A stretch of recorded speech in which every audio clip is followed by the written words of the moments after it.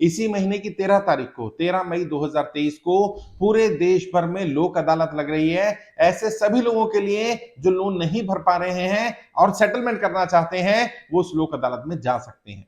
लेकिन उसमें क्या क्या ध्यान रखना है, जब नोटिस आएगा तभी जाना है, कैसे जाना है, क्या क्या नहीं करना है, उसके बारे में बता देता हूं।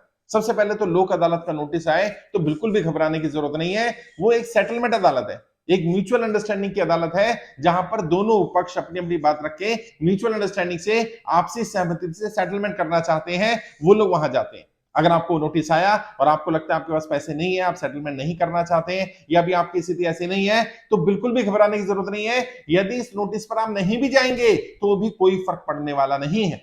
कोई अगर आपको डराता है, धमकाता है कि लोक अदालत का नोटिस आया, आप नहीं जाएंगे, आपके ऊपर केस हो जाएगा, अरेस्ट वारंट हो जाएगा, ये हो जाएगा, बिल्कुल घबराने की जरूरत नहीं है। ऐसा नहीं होता है। दूसरा, इसमें वकील को ले जाने की भी जरूरत नहीं होती। लोक अदालत के नोटिस पर आप खुद जा सकते हैं और वहां जज साहब भी होते हैं, वहां वकील भी होते हैं, आप अपनी बात रख सकते हैं। अगर आपके पास पैसे हैं और आप सेटलमेंट करना चाहते हैं तो नेगोशिएट कर सकते हैं, लेकिन नेगोशिएशन तभी करें या तभी होगा, तभी ज्यादा आपको बेनिफिट मिलेगा जब लोक अदालत का नोटिस आया हो। अपनी तरफ से मत जाइए। अगर पता चला आपको लोक अदालत लगी हुई है और आप खुद जाकर के बोलते हैं मैं सेटलमेंट करना चाहता हूं, तो सेटलमेंट तो तब भी हो जाएगा, लेकिन तब वो ज्यादा कंप्रोमाइज नहीं करेंगे, ज्यादा कम में सेटलमेंट नहीं होगा। अगर हाँ लोक अदालत का नोटिस आया है कि आप वहां ये सेटलमेंट करने के लिए, तो वहां पर हो सकता है कि आप बार्गेन करें और आपका जो प्रिंसिपल अमाउंट है वो आधा कर दिया जाए, जो आउटस्टैंडिंग है उसको कम कर दिया जाए। जो प्रिंसिपल अमाउंट का 50% 60% तक भी सेटलमेंट हो जाता है, यानी कि आपको काफी बेनिफिट मिलेगा अगर नोटिस आया तो। नोटिस में नहीं जा पा रहे हैं तो दोबारा जब लोक अदालत लगेगी तब जा सकते हैं। अच्छा, यहाँ पर ना वकील होता है तो वकील का खर्चा नहीं पड़ता, कोर्ट फीस भी नहीं देनी पड़ती। अगर आप लोक अदालत जाए और कोई आपको बोलने लगे वहां कोर्ट फीस देनी पड़ेगी, तो लोक अदालत में कोई फीस नहीं लगती है। और यदि आपका कहीं केस चल रहा है और अब आप लोक अदालत में चले जाते हैं, तो लोक अदालत में माना जाएगा म्यूचुअल अंडरस्टैंडिंग से आप काम कर रहे हैं, तो जहां पर आपने कोर्ट में केस चल रहा होगा वहां की कोर्ट फीस भी वापस हो जाएगी।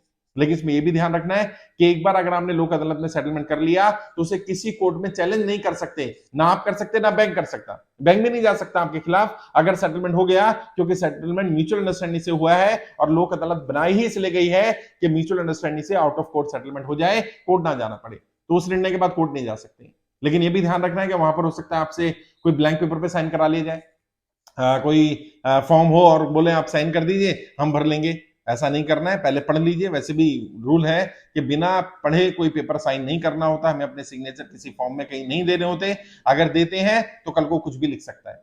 दूसरा, जब आप लोक अदालत जाए तो अदालत में यानी कोर्ट के अंदर जाना है। अभी क्या होता है, बाहरी लोग या अब परिसर में कैनोपी लगा करके, टेंट लगा करके बैंक के लोग बैठे होते हैं और कहते हैं नहीं, अदालत में जाने से पहले यहाँ आ जाओ, हमसे बात कर लो। तो फिर वो बार्गेन हो जाएगा, वो out of court he settlement हो जाएगा। आप बोलिए नहीं, पहले मैं अदालत में होकर के आता हूं, अंदर जाइए, अपनी अटेंडेंस लगवाइए और आप सेटलमेंट करना चाहते हैं या आपके पास कितना पैसा है और आपके हिसाब से कितना पैसा बनता है, बैंक के हिसाब से कितना पैसा बनता है, अपनी पूरी बात रखिए। अगर आपकी आर्थिक स्थिति खराब हुई नोटबंदी के कारण, जीएसटी के कारण, लॉकडाउन के कारण, व्यापार बंद हो जाने, नौकरी छूट जाने के कारण, आपका कमाई का कोई साधन ना होने के कारण आप लोन नहीं चुका पा रहे हैं, ये बात भी जज के सामने रखिए ताकि आपको वहां से समय मिल सके। आप लोक अदालत में समय की मांग कर सकते हैं कि मैं सेटलमेंट को तैयार हूं लेकिन मेरे पास अभी पैसे नहीं है, मैं थोड़ा समय चाहता हूं। और खासकर से किस तरह के केसेस लोक अदालत में आ रहे हैं, जिनमें कुछ मोर्गेज नहीं है, यानी अनसिक्योर्ड लोन के ज्यादातर आते हैं। चेक बाउंसिंग के आ जाते हैं, उसमें उसमें क्रेडिट कार्ड के आ जाते हैं, उसमें पर्सनल लोन आ जाता है, बिजनेस लोन आ जाता है, सीसी लिमिट, ओडी लिमिट आ जाता है, गाड़ी के भी लोन आ जाते हैं, बाइक का, गाड़ी का, या टू व्हीलर का, थ्री व्हीलर का, फोर व्हीलर का लोन है, वो लोन के लिए भी लोक अदालत के नोटिस आ जाते हैं। लेकिन घबराना नहीं है, नहीं जा रहे हैं तो भी घबराने की जरूरत नहीं है, अपनी तरफ से जाना भी नहीं है। अगर आप सेटलमेंट करने के लिए तैयार हैं और नोटिस आया हुआ है तो जाइए, अपनी बात रखिए। और ऐसा नहीं है कि वहां चले जाएंगे तो आपको अरेस्ट कर लिया जाएगा, वहां चले जाएंगे आपको रोक लिया जाएगा, सेटलमेंट करना ही करना है, ऐसा भी नहीं होता है। कई लोग आपको डरा धमका सकते हैं कि एक बार आप लोक अदालत में चले गए अब तो आपको सेटलमेंट करना ही पड़ेगा, अब तो मजबूरी है क्योंकि आप आ गए। नहीं, ऐसा नहीं होता। आप बोल सकते हो कि मैं तो सिर्फ जानने के लिए आया था, देखने के लिए आया था, अपनी परिस्थिति बताने के लिए आया था, मेरे पास पैसे नहीं है या मुझे इतना समय चाहिए, बैंक मुझे जब तक समय नहीं देता है तब तक मैं ये सेटलमेंट नहीं कर पाऊंगा या मैं इतना पैसा नहीं दे पाऊंगा, या बैंक आउटस्टैंडिंग ज्यादा मांग रहा है और आपके हिसाब से कम बन रही है, तो भी आप अपनी बात वहां रख सकते हैं। एक अच्छा ऑप्शन है, अच्छा विकल्प है उन लोगों के लिए जो इस पचड़े से बाहर निकलना चाहते हैं। क्रेडिट कार्ड का लोन है, पर्सनल लोन है, गाड़ी का लोन है, कई बार हाउसिंग लोन में भी लोक अदालत में बुला लेते हैं। लेकिन उस केस में क्या होता है, तब बैंक सेटलमेंट करता है जब बैंक को लगता है आपकी प्रॉपर्टी की वैल्यू कम है और लोन आउटस्टैंडिंग ज्यादा है। तब वो बुला लेता है बार्गेन करने के लिए, तब वो बुला लेता है सेटलमेंट करने के लिए, तब वो बुला लेता है कोर्ट में, लोक अदालत में म्यूचुअल कंसेंट से काम करने के लिए। अगर प्रॉपर्टी की वैल्यू ज्यादा हो और लोन अमाउंट कम है, 5 करोड़ प्रॉपर्टी की वैल्यू, लोन अमाउंट है 50 लाख रुपए, बैंक कभी ओटीएस में नहीं जाएगा, कभी वो लोक अदालत में नहीं जाएगा, क्योंकि बैंक को पता है बड़ा प्रॉपर्टी है और उसे औने पौने दामों में बेच दिएगा। तो इस तरह से लोक अदालत की 13 तारीख को पूरे देश में ये लोक अदालत लगने वाली है।